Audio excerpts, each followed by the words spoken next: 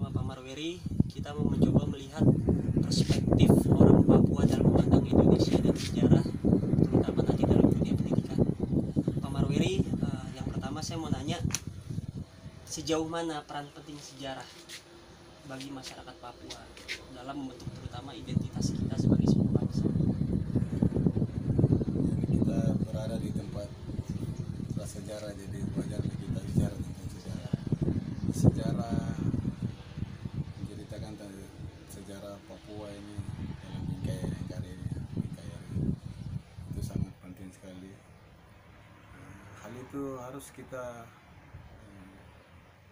dari dinas pendidikan yang harus menanamkan rasa cinta atau rasa nasionalisme itu harus dibangun pendidikan, mulai dari masa pendidikan harus ditanamkan rasa nasionalisme untuk mencintai kita punya negara Republik Indonesia ini, karena kita ada di dalam NKRI.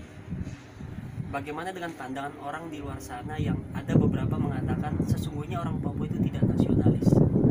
Mereka selalu mengambil contoh adanya organisasi Papua Merdeka yang berusaha memerdekakan dari Republik Indonesia. Bagaimana sikap Pak Maweri terhadap adanya fenomena OPM, dan sepengetahuan Bapak itu OPM itu seperti apa sebetulnya? Ngomong-ngomong, terpengaruh nggak nih dengan keberadaan OPM? Ya, itu kita maklum dan akui bahwa memang organisasi itu ada. Organisasi itu ada, dan organisasi itu sudah bergerak sekian lama. OPM, organisasi Papua Merdeka itu ada. Tapi dulu ya, untuk zaman dulu ya mereka bergerilya ya, bergerilya melakukan tindakan-tindakan yang ada juga yang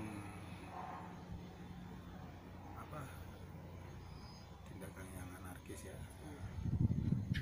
tindakan-tindakan. Maka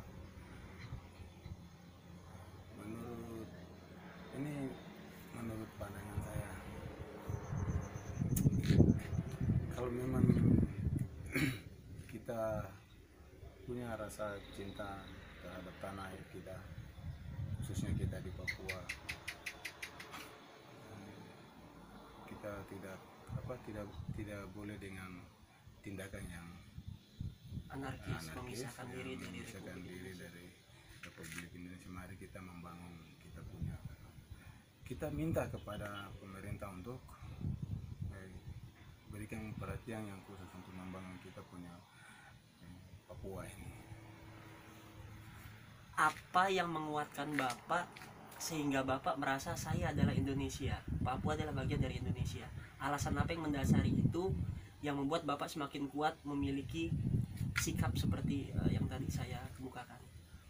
Keyakinan apa nih yang tertanam? Itu rasa nasionalisme ya, rasa nasionalisme yang sudah tertanam sejak di bangku sekolah. Itu kita disuruh nyanyikan lagu Indonesia Raya.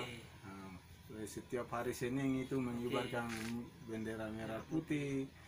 Saya rasa itu hal itu yang harus ditanamkan untuk siswa yang baru, siswa sekarang ini, murid-murid sekarang ini, itu harus ditanamkan. Seberapa penting pelajaran sejarah di sekolah?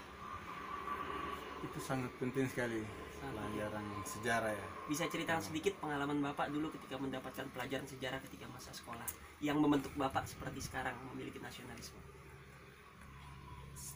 Pelajaran sejarah itu dia menggambarkan memberikan pengetahuan yang mungkin kita tidak akan tahu kalau tanpa pelajaran sejarah itu.